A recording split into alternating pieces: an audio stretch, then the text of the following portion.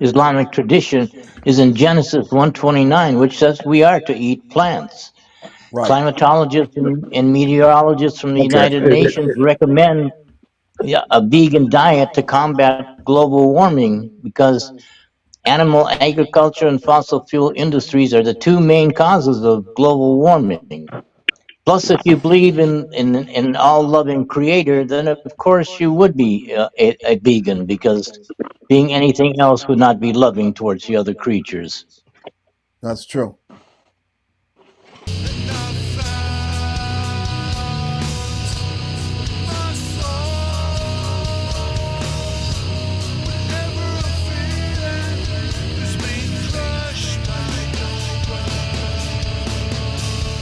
This is Scott Harney, vegan biker, here with two very good friends, but friends I haven't seen for a while. Felice, to the right, to the well, I guess to the Hello? left of me, and then John Chene. Um, I've known you guys. Well, I met you first about 30 years ago in Detroit. Do you recall that? And John, I met you were working at what was it, Ohm Cafe, correct? The Home Cafe in Ferndale. John Chene. Don't mix me up with Cheney. I'm sorry, John. I'm sorry. So this is Scott Harney, John Shane. I'm sorry, I mispronounced his name, but I know he was John anyway. Atomic, right? That's And okay. you're the owner of But Atomic yeah, we Foods. met at the Home, and that was Yeah, like 30 years ago. Yes, 30 years ago. that's Yeah, when I was a waiter there. Yeah. and I was a vegetarian, and my wife was vegetarian, and we met both of you, and through your inspiration, we became vegan. And of Oh, course, I've that's been nice. switching off between vegetarianism and veganism, but then I went strict vegan again last year. So, but you both have been vegan for now. Felicia, you said you've been vegan for 33 years straight. 53, 50 I'm sorry, 50 53. My years. God, wow. And John, you how long you been vegan for? uh, almost 38 years. 38 years. Wow. And look at you, you guys. Look great.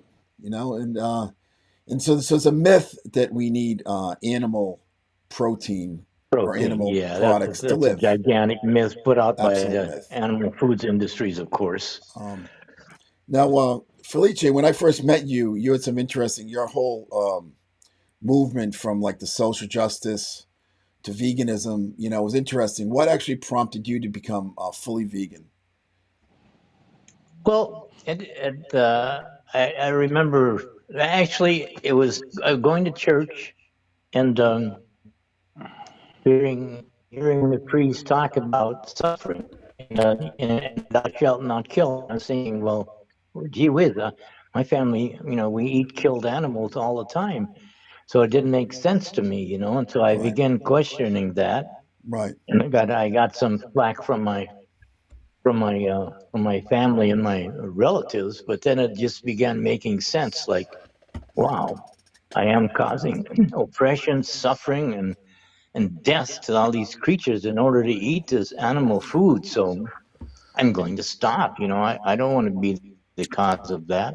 I finally admitted it. You know what I mean? I always justified it and rationalized it before, saying everybody else is doing it. The priest says it's okay to do it. There are scriptures that say it's okay, but it's all a bunch of BS. It's just all a bunch of excuses to, and mostly made on a part of the animal foods industry, which is a huge industry, as we all know. yeah.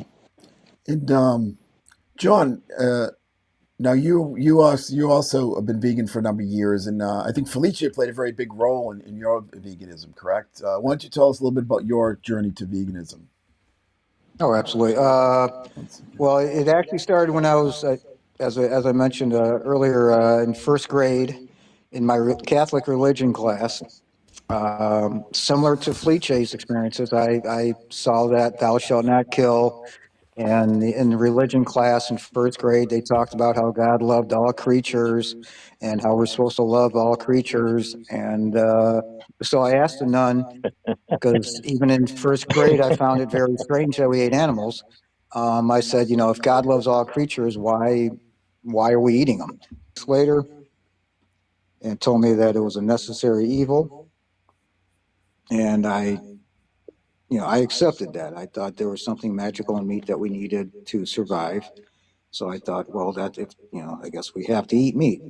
So for the next whatever almost 20 years, I continued eating meat and dairy, but I was sick a lot. I used to get flus all the time. I had severe stomach problems. I had bad acne. I was in pretty bad shape. I was going to the doctor a lot for all sorts of issues. And so I started living on Wayne State University, and or at least hanging out on Wayne State University. And I met a bunch of people who were vegetarians. They were always healthy and vibrant, and I was lethargic and tired and sick. So I asked them, I said, I want to become a vegetarian. This was back in the 80s, and there was no internet or anything. So I had to, ask them, where did you guys get information about? And I was skeptical. It's very skeptical because I was then, by that many years of eating meat and dairy, I was convinced that we needed the the magical the magical Protein. ingredient Yep. in meat, which is a myth. Um, so somebody said to me, "You got to meet our friend Felice. He's a vegan, and back then the word vegan was very rarely used and not even understood. I didn't even know what it meant. I found out it meant, you get rid of all animal products, even in your clothes and, hair care products and whatever, everything. You just don't use any animals. So I was intrigued by it. I'm like, wow, what a wonderful way to live without exploiting any animals. I'd like to do that. So I met with Felice, and I met him at the Community Concert Series in Wayne State. And side note, Rob Tyner from the MC5 was running the kitchen out of there when I was there. It was I got to meet him. But Felice, I went up to him and I said, I'm interested in becoming a vegan, and I don't know anything about it. Can you help me with? Can I ask you like a million questions and go out to dinner with you and and pick your mind? And he said yes. So we started going to dinner at a little restaurant in Wayne State called Library Lounge, and we started getting stir fries. And um, he he was incredibly patient with me, and I asked all the typical questions that um, all these meat eaters ask me now. Where do you get your protein? How about a B12 deficiency? And isn't there something in meat that we need? And obviously we need dairy because that's where we get calcium. And he was incredibly patient with me, and just slowly just told me everything, gave me all the information. Back then there was just books, and he did turn me on to some really valuable books that I took to heart. And I said, no, I'm going to try it for 30 days. So I tried eliminating everything for 30 days, and I survived. And I was like, well, that wasn't that hard. So I then decided that, by my 25th birthday, I was 24 at the time, I'm going to become vegan. And that was about 8 months away. So I said, no, I've already quit beef and pork. So now I should have stopped then, but I was still honestly skeptical. So I decided to, no, I'm going to stop chicken. That happened real quick. And then Felice gave me some information on dairy, because I was one of those persons that said, I'll never quit eating dairy. I then eliminated dairy very soon after that. And the only thing I was eating up until January of that year was some fish. And then by my birthday was in March, where and I would have turned 25 on New Year's Day before my birthday. I just said, I can't do this anymore. I have to stop eating these animals. I was convinced by then because my health was getting so much better, even just by eliminating all the dairy and the chicken and all that. So I was completely vegan by the January of that year, and that's it's going to be 38 years ago this January. So that was my journey. And then Felice and I became best friends. He lived with me a few times, but the first time he lived with me, we started the Michigan Vegan Society, and I think that's about the time we met you, Scott. So then we were Felice and I were going to restaurants and eating, and then I got a job at a vegetarian restaurant, the Om Cafe. And, the rest is just, history then, as far as, we just continued talking to people after that, and continued learning about it, and continued researching it. And then when the internet came out, it became so much easier for, as far as information goes, in some ways. And there's also a ton of misinformation on the internet too, but the truth always stands out. So I hope that Yeah, helps. so you were both really forerunners of the movement. I mean, when you started, there weren't many vegans out there, which now No. it's more common now. So, and now Felice, you're writing a book on veganism, which I find interesting, and you had some very interesting insights, particularly into some of the ancient civilizations. You know, and you, as you said, the Bible does say eat plants. I mean, that was so. But why now does everyone eat animals? I mean, how did that happen? And what's the connection between eating animals? And you mentioned before on like there's some kind of like the demonic is attracted to animal eating. Maybe you can clarify that. Sure. Like I said, the very first dietary scriptures in Genesis 1:29 says we are to eat plants. But later on in Genesis 9, uh, scriptures 2 to 4, it says, not only now are we allowed to eat flesh, but we're also allowed to impose fear and dread on other animals. So we go from moving from Genesis 1:29, where not, in Genesis 1:29 and 1:30, it says not only humans, but all other animals are supposed to eat plants as well. But anyway, there's a big change in Genesis 9, and that points out like a contradiction. And does God change and does divinity change its mind?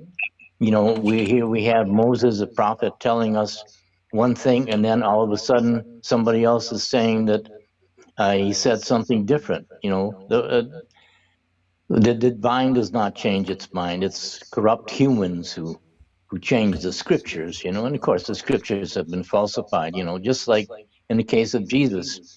Jesus was absolutely against eating flesh, which he demonstrated by overturning the tables of the money changers in the temple because they were selling animals to be sacrificed in the temple.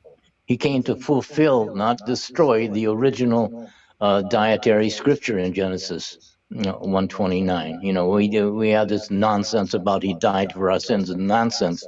He died because he was executed because he was against the meat industry. That's why. Yeah, that's very interesting because I mean he was an Essene, and the Essenes were vegetarian, and it seems like many of the early Christians were also vegetarian and vegan.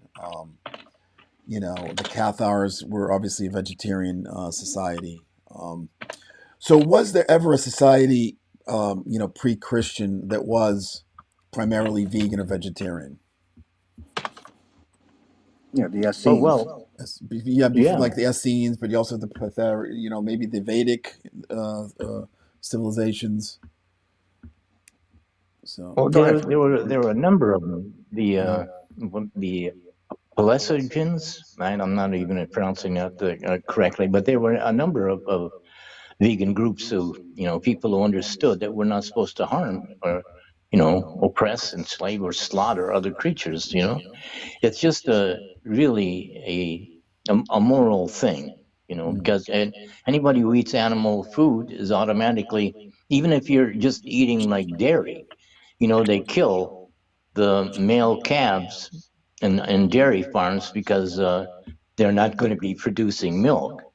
So they actually the dairy industry is also involved with killing creatures.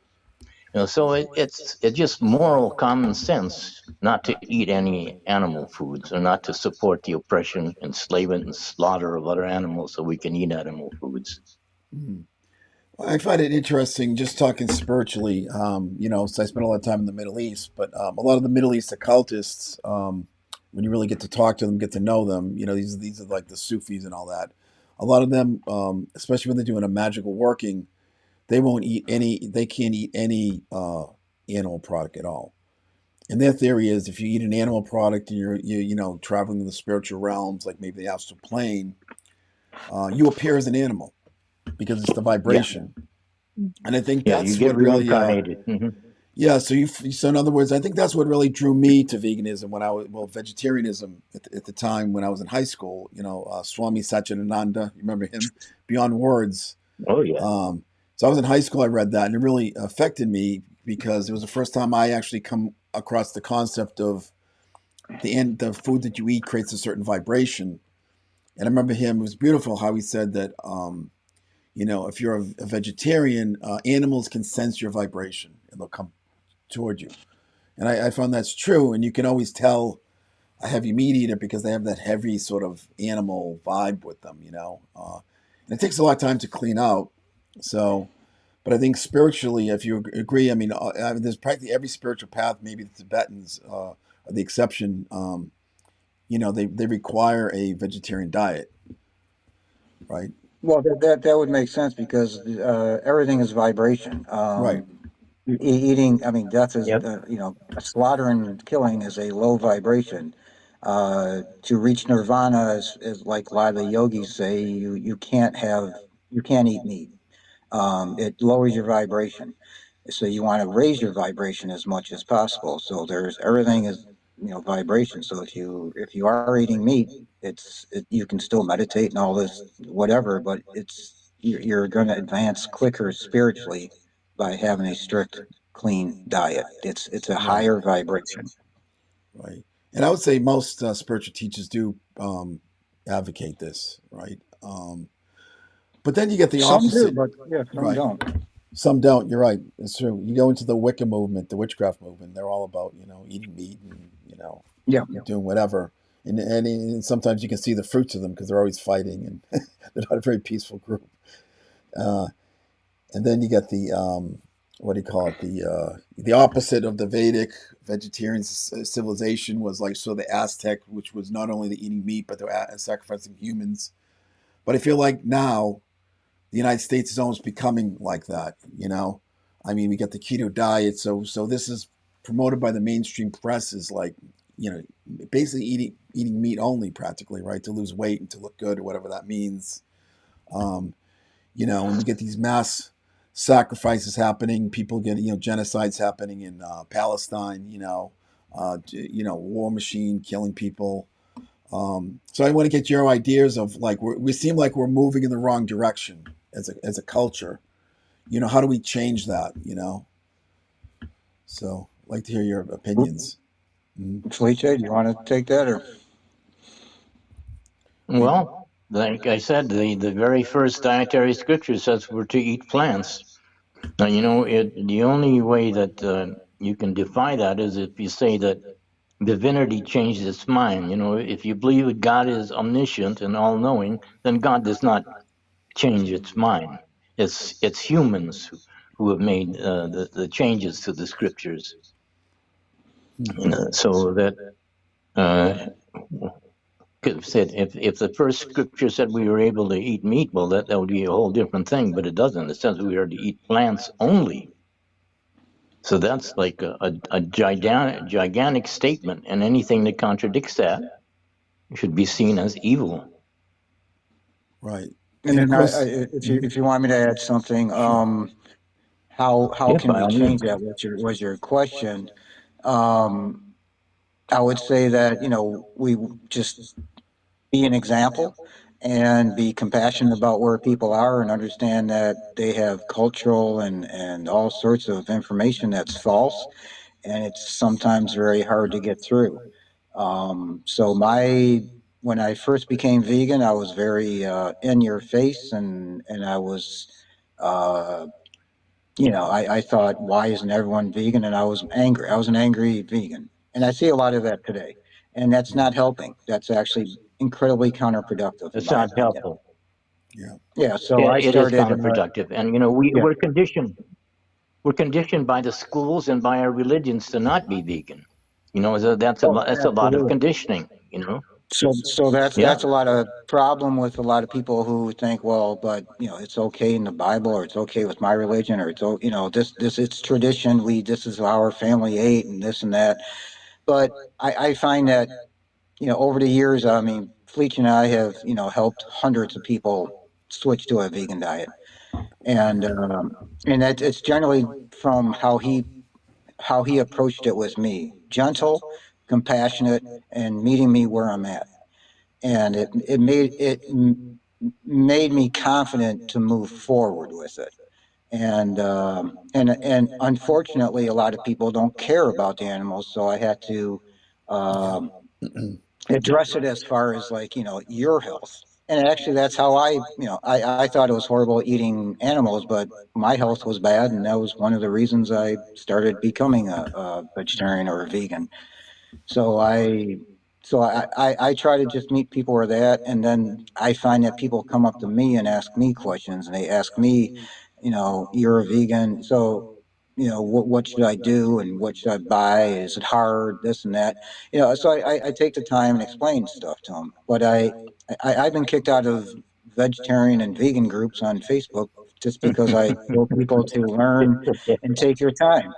And to me, any amount of meat or dairy that you stop consuming is a win for the animals. So if I can get somebody even to eat less exactly. meat, that's a win. Right. Would I like them to completely quit eating meat? Absolutely, but it isn't going to happen overnight, and that's what some people don't grasp. Then you hear people say, "Well, what are we going to do with all the cows?" Well, it's going to be a transitional society. Right. People are, and it's already happening now. There's actually less farms. There's less dairy farms. I mean, it's already in decline. Mhm. Um, so, that is my approach in how to try to continue this movement. This movement has come in and out of society for hundreds of years. There's been vegetarians, and at times they peak, and at times it goes down. But we as true activists and true friends of the animals will never stop. Trying to let people know that you don't have to eat animals. It's just completely unnecessary. Absolutely.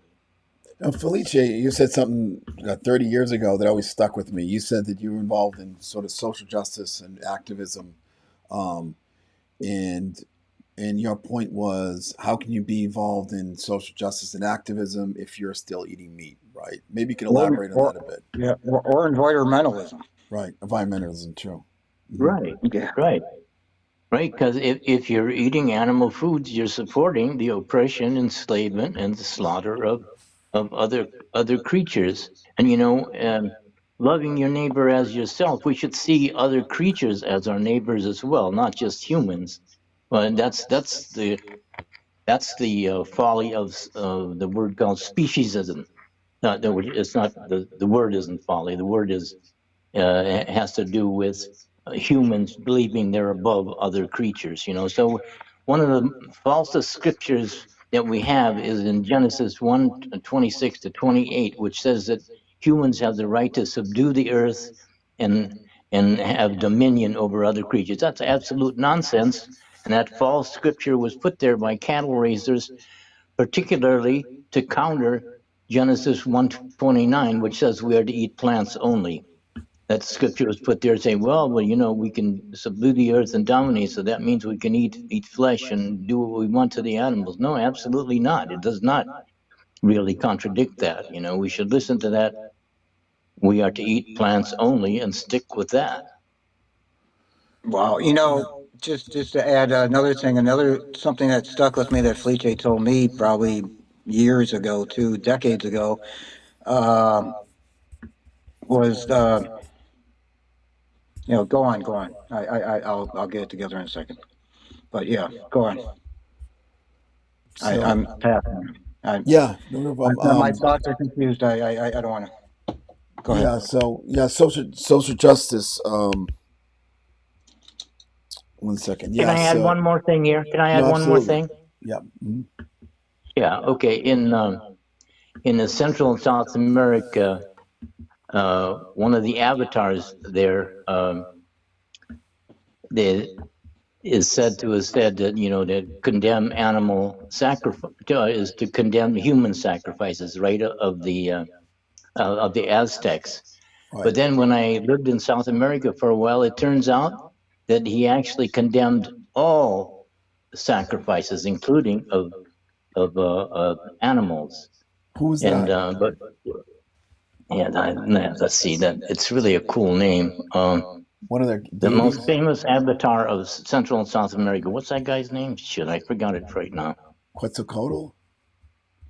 Quetzalcoatl, exactly. That's Quetzalcoatl, him. yeah. Yeah, I like I said, bust an when I was in accent. I the don't United pronounce things States, right. Mhm. when I was in the United States and read about him, it said that Yeah. he was against human sacrifices, but he allowed animal sacrifices. But then I lived in South America for a year, and absolutely not. It says in their documents there in Central and South America that he was against animal sacrifices as well. So the animal foods industry is very powerful, and they'll influence the way things are taught. Do you think it's human, or you think maybe it is some kind of, I would say, spiritual, not spiritual, but maybe some kind of otherworldly influence? Because we do have a lot of religions now still practice sacrifice, including Judaism. They're getting ready. They want to put the second temple in and Yeah, sacrifice the red yeah. heifers. They want to start sacrificing animals in the temple. At least Right, they were honest in doing that. But but Judaism should look at their very first scripture. If you believe in a God who changes its mind, when you're not believing right. really in a God, you're believing in something satanic. And the very first dietary Yeah, scripture says we are to eat plants. and then So it's just yeah. absolutely nonsense Mhm. for Jews to say that God permitted. God changed his mind and later says it's okay. Well, what kind of a? It's not obviously not an all-knowing or omniscient God if it changed its mind, right? That Yeah, contradicts the whole notion of God being all-knowing and omniscient. And yeah, and and then with that mhm. thought, I Sorry. remember what I was Go going to ahead. say before I got distracted by somebody trying to call me. Um, Felice said to me years ago that the Bible has been rewritten, edited. You know, Mhm. there's truth in the Bible and there's BS in the Bible. And he told me, he said, to find the truth in the Bible, all you have to do is look for everything that's based on love and compassion and equality. That's the truth. Everything Right. else was added by man and is complete Yep, BS. absolutely, So that stuck with absolutely. me so hard for all these years. I never forgot that when he told me that. Yeah. But yeah, sacrifice is almost in every religion still. Even in Brooklyn a couple of weeks ago, they had Capros, which is the another Jewish festival where they take chickens and they rub them over the head and beat them to death. To take their sins away. And literally there are thousands of chickens being sold and then just smashed to Oh, death. There's blood such everywhere. awful, so awful. Islam One still good thing though is that Mhm. some of the Eastern religions, like this one guy who is a Zen teacher.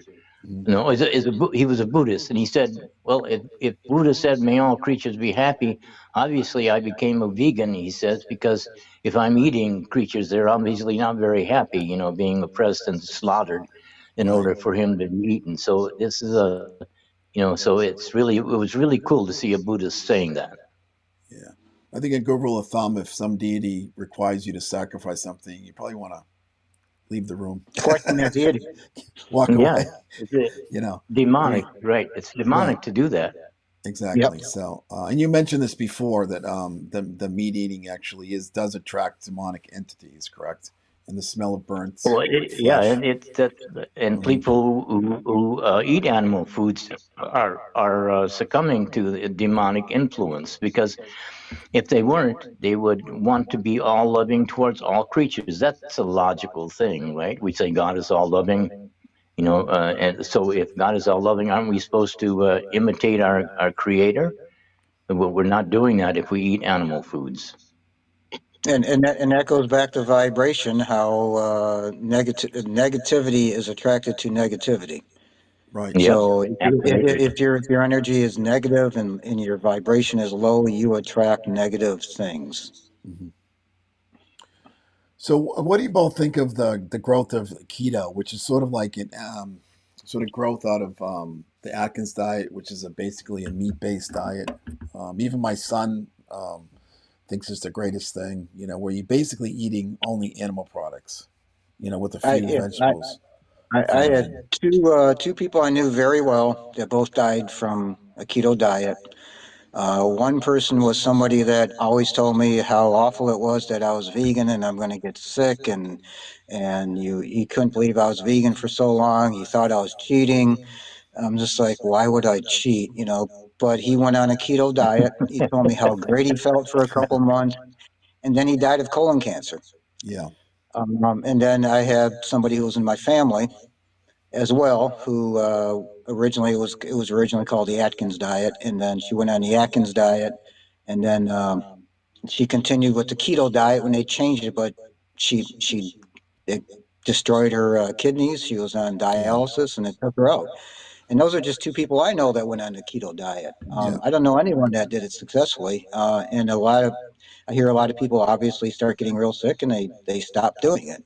Uh, the is it worth weight loss? Which the one person in my family was doing it for weight loss. Mm, Is it worth killing yourself and not to mention killing all the animals for to lose a few pounds when there's more humane ways to do that? right, It's Exactly. unbelievable. It's absolutely, the keto diet is disgusting, right. and uh, and is definitely a boom to the Pharmaceutical and Medical Association. Oh yeah, You know, yeah. even Mhm. medical professionals say that cholesterol is bad for us and what contains cholesterol, animal foods. If Right. you eat flesh, know this is true. Cholesterol karma is coming for you. As well, Yeah, I think in the keto diet, it's not what you eat, but what you don't eat. So they stop eating carbs, simple carbs, which causes the sort of immediate weight loss. But then after about yep. a year, their lab tests go crazy, and they end up getting And worse. Um, so speaking of health, now Felice, you're 86 years old. Yeah. You look great. You have long beard, long hair. Actually, my hair is a little bit grayer than yours. Um, but this is, I and mean, he you look, doesn't use any dye or anything. That's his natural color. and that's from, I Yeah. mean, you're a living testament of the power of the vegan diet. Walk us through it, like a typical day, like what do you eat and what do you advocate people eat, like for breakfast, lunch, and mm, Oh, I see what you mean. Well, yeah. right now my the refrigerator I have is packed with organic smoothie, Oh, organic carrot juice, a mm, whole bunch of organic uh, hummus. oh, nice. Uh, yeah, and so just I try to be not just vegan, but I'm trying to be like organic and vegan at the same time. Yeah. Because I don't want pesticides on my food. Pesticide, besides being bad for you when you ingest them, all pesticides also kill insects and other small creatures. So Mm, if you're eating, people who are vegan should also try to be organic vegan so that they're not responsible for the deaths of insects and other small animals that are killed by pesticides. And it also kills the workers picking the vegetables and fruit. Yeah, you're mm, damn right Yeah, it does. they have an incredibly high rate of cancers and Yep, lymphoma and all sorts exactly. of horrible diseases, miscarriages, and that's on the pesticide farms. mm. So, people used to say to me, well, avocados or bananas are okay if they're not organic. I'm just like, well, how about for the pickers? Right, right. It's not Exactly. okay for them, and it's killing them. So, Right. and like Felice said, it still is killing the critters and the bugs and the bees and everything else too. That's part of our ecosystem. So, and then And did you want to know my day for yeah, I was eating about to too? ask Or? that. Yeah, what do you recommend and what do you do on a Well, day? generally in the morning, I wake up, I have a smoothie, Nice. and it is organic. I use flax milk as a base, and I Mm, use generally a lot of blueberries and mango, and I do add in chlorella. I add a little bit of turmeric in it. mm, Um, Moringa powder I put in it. Um, Maca I put. I put in quite a few things. I put in a multiple vitamin into it too, and some vitamin C, and it's an excellent smoothie. And then I also have either a little bit of oatmeal or some organic cereal. Obviously, everything I try to eat everything organic. Yeah. And then lunch and that really holds me for hours. And then lunch I'll have something really small like just like a some organic hummus sandwich or something. Mm. And then dinner, because I own a business, it's I fortunately I have a vegan little carry out place by my house that I go to multiple times. They have cut stuffed cabbage rolls Oh, nice. and Yeah. squash and all sorts of great vegan sandwiches. Mm. And then Zerbos, which is in Livonia by where I live in Michigan here, has just all sorts of great grab and go stuff that's almost all organic. Mm. Um, so yeah, I steam a lot of vegetables. I make organic rice. Unfortunately, I became gluten free, so it's even more of a challenge Oh, you did? to eat. Okay. Yeah. I used to be able to, I was so excited, for a while there because all these restaurants started having vegan portions of their menu. Mm. So, but now it's like when I became vegan, there was almost nothing on the menu for me to eat. There's this whole section of vegan stuff and maybe one or two things that are gluten free. Right. But I'm Right. just grateful. I'm just grateful to be able to eat the gluten free stuff. Yeah. I'm not a celiac, but I have an intolerance where it causes rashes. Oh boy. Um, Hmm. and from what I understand, that's the wheat in America. I have Right. friends that went to Italy that ate pasta and bread and thought they were cured and came Right. back to America to find out they weren't. And they got incredibly sick when they got home thinking that they could eat bread and pasta again. So it's Wow. from what I understand, Europe uses a different part of the chaff on the wheat than we do. Right. And so the chaff we use is much higher in gluten, and that will trigger people with any sort of gluten intolerance to Mm. just keep getting worse and worse and worse. I went to doctors for years and natural healers for years, and nobody could ever figure out what was wrong with me. Mm. So I finally contacted a medical intuitive in another state, and she figured it out, and within 2 months all my rashes went away, and Wow. I've been gluten free now for probably about 8 years. And Yeah. man, I feel so much better. I mean, I felt great being vegan, but having rashes and eating gluten, because you know, a lot of vegans will eat a lot more bread, and a It's lot of the true. vegan stuff is pure gluten. Yep. The fake chicken, the fake beef, whatever, it's pure gluten. I loved all that stuff. Yeah. I was eating way too much of it. The Gardein So, stuff is good. Yeah. I'm kind of grateful my body told me Yeah. stop. I wish I would have figured out what it told me what I was Yeah. supposed to stop, but it took me quite a few years to figure that out. But I did stop, and when I stopped, everything went away, and Mm. I didn't have all the rashes, It which could was be great. So glyphosate too. Yeah. that's the only thing I've really encountered in Mm. almost 38 years as Wow. far as health problems was just I couldn't Yeah. figure out where this rash was coming from. Hmm. So, but it Wow. wasn't from the vegan diet; it was That's from right. gluten. Hmm. Yeah. There's a lot of good. Some of it is junk food. Because my guilty pleasure once or twice a week is that plant burger place they have in Whole Foods with those fake cheeseburgers. Not fake, but they're good. The fish, Well, but the it's Beyond has really upped their game as far as like ingredients. yeah, they did The Beyond avocado burgers oil. Yep. yeah, they're using avocado oil. They're so much Yep. healthier than they used to be. The Impossible Burger is awful. Yeah. I don't even. I personally, I don't want to eat that at all. And Right. then Right. a lot of people also wonder why do we eat products that look like the products meat Right. products, which is to me Yeah. in when I think about it, it's a very strange question. The, their product doesn't look like a cow or a pig. Right. They Right. form it into a little round patty or a little Yeah. stick. Yep. So their product already doesn't look like you Right. know uh, what they're eating. Yep. Um, so I always say, people, do you have a patent on shapes? Because Right. that's all it is. It's just a Yeah. round patty. Yeah. And they're so upset at that. They're so Yeah. upset that we have sausages that look meat like, but that sausage doesn't look like the pig. You Right. know, Yeah. they make sure anything that they eat doesn't look like the animal. So Correct. why are you telling me, why do you make your food look like our food? No, I'm not. Your food Yeah. already doesn't look like the animal you're eating, and I wouldn't want it to. Yeah. So, There's a restaurant here in DC called New Vegan, and it's a vegan soul food restaurant, and really one of the best restaurants I've been to. But they have these. I mean, it's technically it's like a fried chicken, but much better than real chicken. But it's the sauces, and I mean, we would never miss any meat after eating some of that stuff.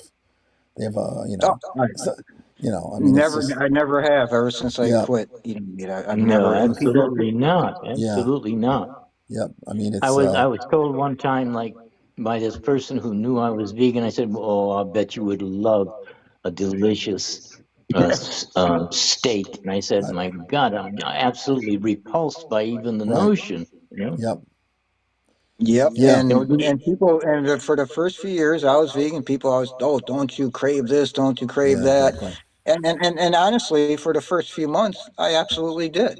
right, Because it is an addiction. It's like somebody who's got a heroin or cocaine addiction. They crave that crap for right, quite a few months or sometimes years after, but it works out of your system, right, and you don't crave it anymore. And I remember going to barbecues, smelling burnt flesh, thinking it smelled good because my right, mind was convinced it was food. So once I realized, told my mind it wasn't food, and I started smelling the burnt flesh, yeah. it was yeah, It's not good. it Yeah, was disgusting. yep. it is disgusting. Yeah, But I think a lot of it is the sauces. I mean, are like the barbecue sauce. I mean, that's what Yep, people are tasting. They're not tasting it covers exactly. covers Just the like ribs. taste of the Yeah, burnt flesh. That's the thing. people say they love ribs. They don't love ribs. They They love love the barbecue sauce. sauce. Right. Exactly. Which New Vegan proved because they have great sauces, and it's much better because you Yeah, don't get that you like horrible it. meat Yep, taste. Of yep. course, it's not something you want to eat every day because it is a bit sugary, but yeah. So I generally I eat a lot of tofu still. That's my sort of go-to Me raw too. tofu. Um, just yeah, I eat that in a salad. But yeah, but it's but and again, I'll tell you, I should explain too when I decided to become vegan again, and this is like a spiritual thing. Health issues, of course, that's always an issue. That's always part of it. But what I noticed, as someone who meditates every day, um, when I actually became vegan again, like, and I said, I'm going to cut all like every single thing that comes from plants out of my diet. I started dreaming like you wouldn't believe, and I realized like it lightened me, right? And I Yep. noticed before and after, and I think that's what got me. I said, I want this all the time, and people don't understand. Like as a vegan, you actually feel sort of high all the time, right? Yep. I mean, it's I a feel spiritual content on a high. regular basis. Yep, What was that? Yeah, I feel content on a regular content, basis. right? Contentment, and Exactly. because you're not killing anything, any animal.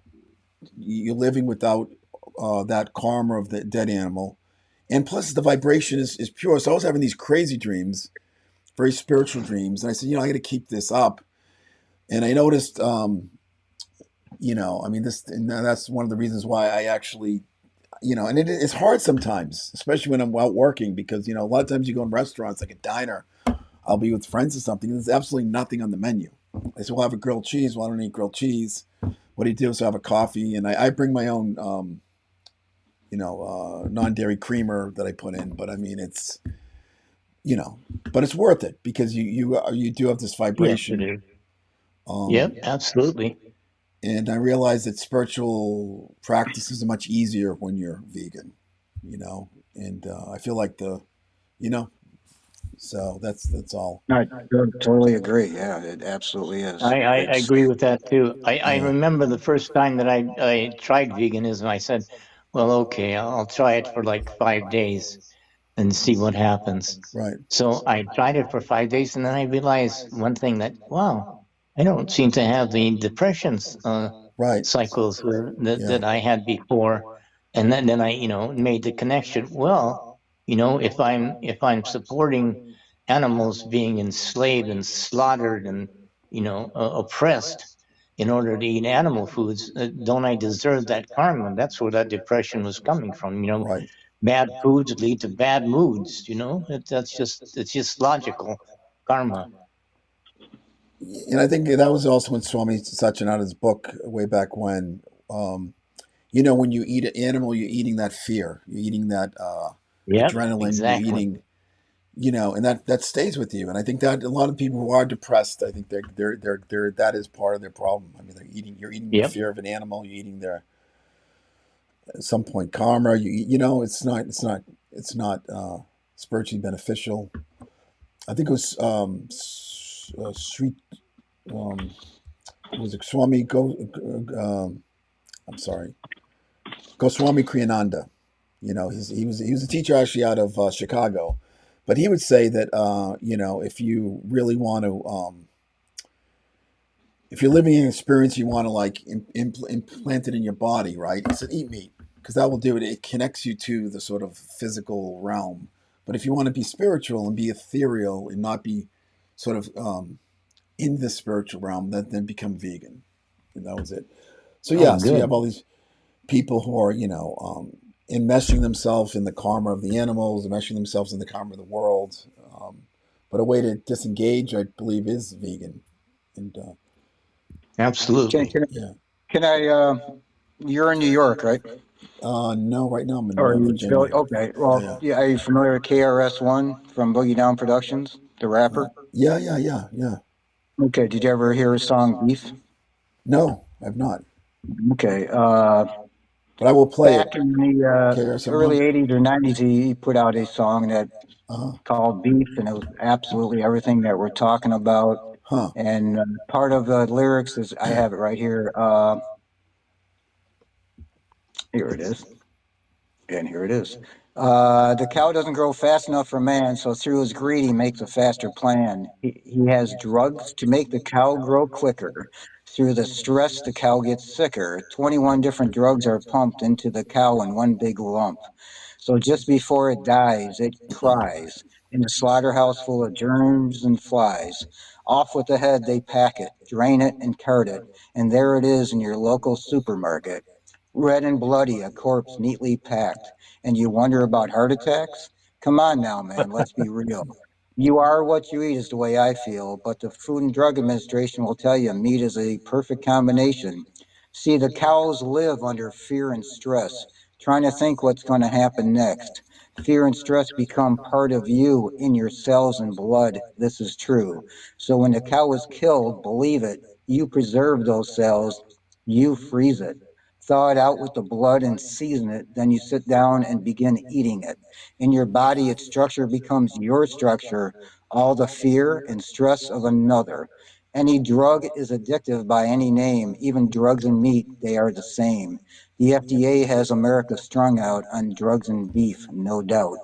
And there's a lot more lyrics, but that Wow, fit Wow, into what that's we were great. just talking What that's a about. great. great poem. Hmm. That's excellent. Yeah, But you can just Google that. You can Google the KRS lyrics, One. just look up KRS-One beef lyrics. Very And he cool. has two songs Huh. about it, and this He, one's he's just simply obviously called Beef. he's obviously vegan. Oh yeah, he's been Yeah, yeah, vegan definitely. Yeah, as probably as long as we have. and And and he wrote another one called Squash All Beef, which is also incredible. hmm, that's great. Are you familiar with John Joseph from the Cro-Mags? Sort of a punk rock singer who he was vegan, became a member of ISKCON, the Hare Krishnas. I do remember, but I never Yeah, researched him too deeply, yeah, and I've heard about him and his veganism. yeah. He's a New Yorker. Of course, his famous book, which I'd highly recommend, is called "Meat Is for Pussies," because he's an Iron Man. He's a triathlete. He's in his 60s, and he runs. Whatever. 12 miles a day, bikes 26 miles a day, he's swimming. All on a vegan diet. So And that's really good another thing. guy. Think I it's belong to these Facebook groups about vegan athletes and vegan weightlifters, Hmm. and yeah. they hold world records. Right. They're some of the strongest people in the world. I think it's hilarious when people say vegans are weak and, Right. skinny and this and that. And I always refer him to my friend, his name's Jeff Palmer on Facebook. Mhm. I said, check out this guy's page, and all his friends, they're all vegans who are weightlifters, and Yeah. then look up weightlifting records and vegan, and you'll see all these vegans that hold weightlifting records and Right. triathletes and et cetera, Exactly. et cetera. So that the whole vegan myth of us being strong and, I mean, weak and petite or whatever is ridiculous Right. and complete propaganda. Right. It's quite the opposite. You if you're going to fill yourself up with dairy and meat, you're going to become lethargic, and you're not going Right. to be the man you think you are. Believe me. Yep. Well, now the big insult, everyone says, "Oh, he's a soy boy." you know, that's Yeah, and you know, somebody said that to me on Facebook recently, and I just chimed back ridiculous. and said, "Is that supposed to be an insult?" Right. Yeah, I do eat soy. And Yeah. then they didn't answer back. But I'm just like, Right. I don't consider that an insult. So I just said, if I'm a soy boy, you're a meathead. So uh, Well, because the whole theory is, this is all the propaganda. Like if you eat soy, then it creates estrogen in your body, but you'd have to eat so much soy that it's physically impossible. You know. no, they used to say if you eat a bunch of soy, Yeah. your breasts will grow. I'm just like, Right. Right. I'm like, Sweet Chene, I would have the largest breast right now of anybody if that was absolutely true. So the amount of tofu we've eaten over the last 30, 40, 50 years, 50 years for him, 38 years for me. It's just, it's hilarious the things they come up Yeah. with. And then they say things like, well, all the or growing the vegetables destroys animals I'm All like, right. you have to remind them that most of that produce, most of that food is being produced for animal agriculture. Right. They always Like forget corn. that part. Right. And there are more humane ways to produce our food, but to say that all growing vegetables and fruit kills animals and habitats too, they don't realize that a huge percentage goes toward animal culture agriculture to feed them. Right. So that's an irrelevant argument, and it just that every argument, Fleet and I know this. We had to deal with these arguments when we started the Michigan Vegan Society. It was like what 37, 36 years ago we started the Michigan Vegan Society, and we had all this information back then. So nothing has changed. And Right. one of our spiritual leaders that we really helped us out was the book Diet for a New America by John Robbins, Yeah. Exactly. Great book. which That's a great book. absolutely blew our Right. minds because it was everything we believed, but he had all the research and all the studies. Yep. And this it came out, I think, what in the early '90s, Felice, like Yeah. 92, 93. And to this It's day, still a classic. It's a great book. it's a relevant part of it should be a relevant part of any vegan's library because it's so full of information. And there's one of the best stories in it is when John Robbins was doing research. I don't know if your listeners know about John Robbins. He was supposed to inherit the Baskin Robbins fortune, and he rejected it because he didn't want anything to do with the Meat and Dairy Association. So he walked away from a mansion and a pool shaped like an ice cream cone and everything, and went off to this remote little island and with his wife and kids and wrote this book and did research. And what came out of it was amazing. And it is a book that every person really should have, and it's a It's a great classic. reference book, but it's a great read. And one of the great stories in it was when he was doing research. He was very gentle. He met people where they were. He met a pig farmer, and he asked a pig farmer, told him that he was doing a book about animal agriculture, and uh, and he wanted to stay with him for a while and just observe. The farmer let him stay for a while, and he observed all the stuff. He took notes. And after his stay there, he left and he went home and finished the book, and then he sent the pig farmer a copy of the book. Um, and then a few months later, John Robbins called him, and obviously the farmer was incredibly upset about what he was doing. He was outraged that John Robbins came here to try to destroy his business. But when John Robbins called him, he said, I was outraged. I couldn't believe that, what you wrote about me and my business.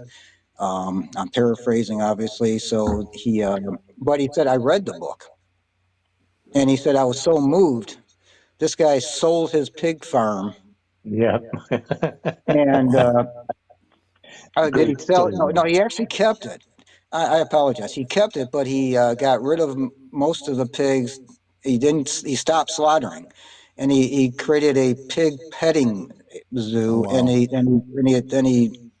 he associated it with all the schools, so the schools Yeah. could come and see the pigs and appreciate the pigs for being alive, Mhm. not a piece of bacon. Um, Mhm. so I mean, there's so many great stories in it, and so many great references, and so much great research from around the world. That's where we got a lot of our original information. And like I said, this information's been out there for decades, and a lot of it is from well-known universities. A lot of the research, it's Mhm. not biased research. It's some odd reason the biased research ends up on the news because the Meat and Dairy Association will do research. They'll Mhm. give it to news stations like it's a news story, and they'll repeat it without fact checking, Right. telling us, I remember as a child, we needed to drink 3 glasses of milk a day.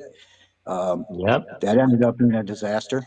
But that was the Meat and Dairy Association. When I was a kid, they had the, the, the food charts, and they were literally supplied by the Dairy Association. So, of course, on top of the Mhm. food chart was meat and dairy.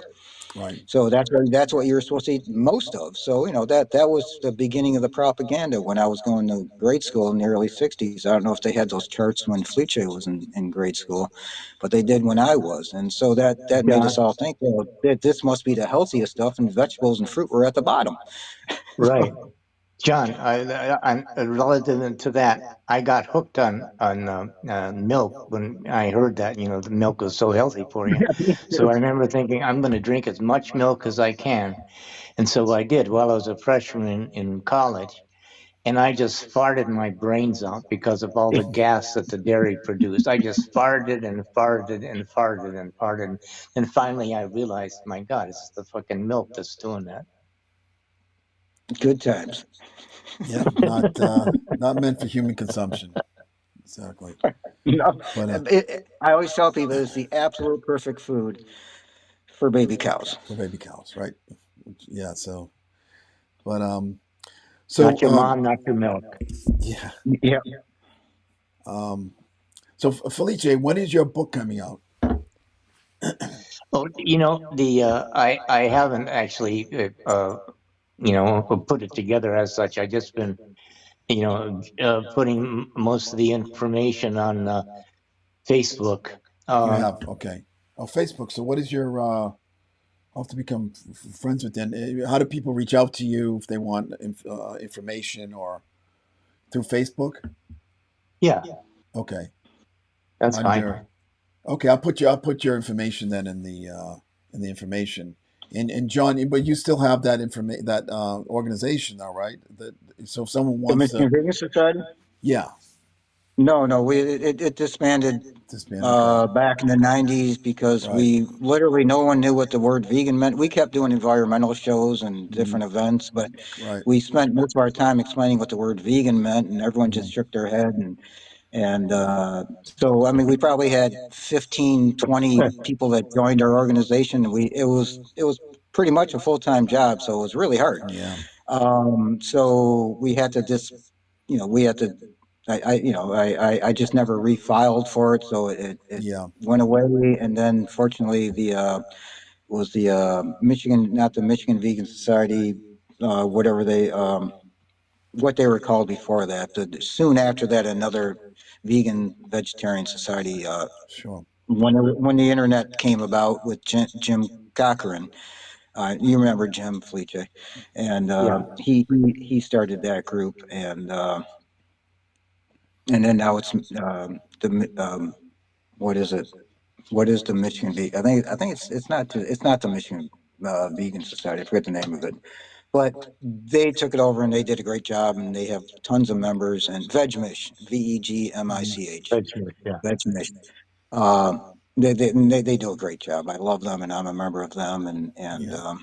So I support them. But no, the Michigan Vegan Society is defunct. But I still am a member of the American Vegan Society, which Jay Dinshaw started, I think back in the 50s.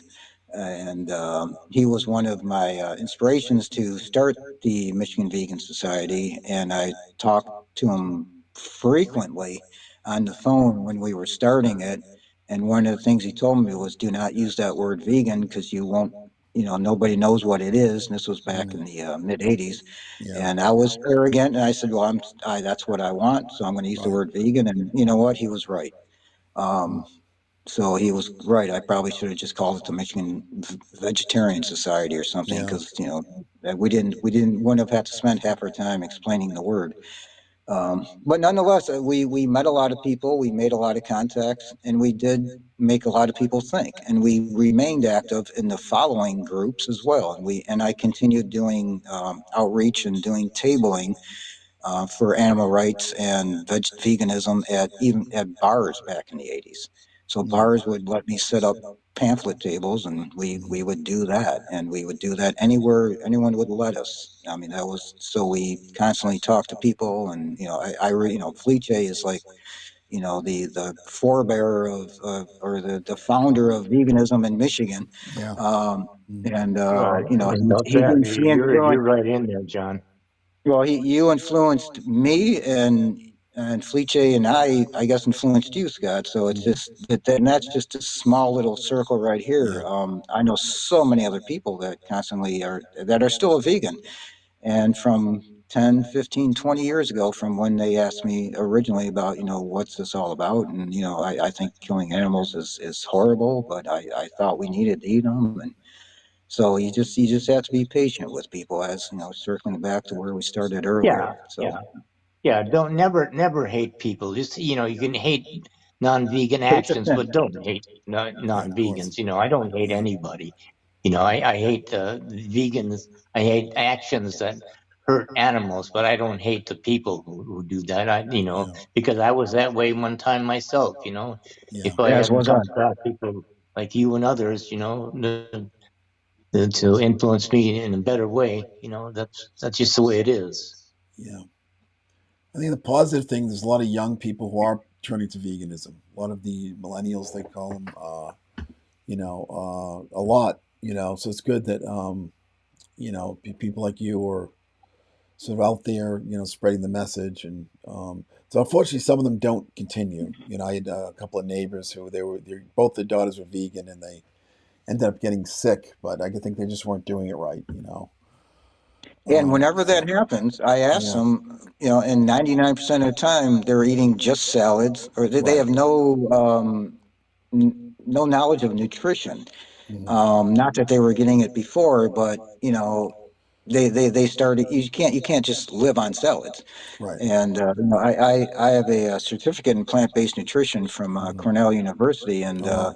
but it's actually, it's a great course, but it teaches you how to eat, and it teaches you how to look at studies, and how to understand studies and where they came from, and the biases in studies. It's a great course. But people need to, you know just be a little more compassionate and a little more loving in Yeah. life. That's all. Absolutely. The big myth that you can't get any protein on a vegan diet is absolutely nonsense because all grains, all beans, Hmm. all seeds, all nuts contain protein. That's Right. that's a lot of food right there. Hmm. That's a tremendous amount of food. Yeah. And the So, gorillas and elephants and all Hmm. the huge creatures are right, plant-based creatures. Right. right, And where do they get their protein? From the plants. Where do fish get their omegas? exactly. From seaweed. Seaweed. Yeah. So when you're eating fish oil, you're eating the middleman, so to speak. You go to the source where it's Right. cleaner, and something doesn't have to die. Right. I remember once this person told me that they eat meat because the strength of the animal, and I said, "Well, what does the cow eat? The cow eats only plants, and you're eating the flesh of the cow when the Hmm. cow eats only plants. Right. That's absurd logic." Yeah, that's like saying I eat brains because I want to be smarter. Well, some people do that in the Middle East. To be honest with you, they have brain soup, which is disgusting. You know, I so would say if you're eating brain soup, you're not getting smarter. um, yeah. Anyway, well, it's great talk with you both, and so hopefully someday we will have a vegan planet where everyone's consciousness is raised and people live according Right to on, man. ahimsa, And thanks for nonviolence. getting me on this. I appreciate it. Yeah, And any and thank yeah, you for mentioning ahimsa because that's what I practice. So yeah, that's nonviolence toward all creatures, right. Right and on, people man. should look into ahimsa because it's beautiful. Right, and that's one of the things. I mean, not with the yogis now. If you practice yoga, you need to be vegetarian. I mean, if you go out and say I'm a yoga teacher, then have a hamburger. I mean, come on, man, it's not a himsa. So, Nope, but yeah, I had a qigong teacher tell me that you can advance to a certain level with eating flesh, but you can't progress past a certain point because your vibration does not allow it. right, yeah. Well, it's been a pleasure to talk with you both. You both are You beacons too, in sir. Thank you. the Hey, it's been a pleasure path of for veganism. you. Thank you Great. so much. Okay. Well, blessings. Take care. Blessing to you, bro. And you too, I'll talk John. to you soon. Oh, Well, that's a actually, peace sign, not. yeah.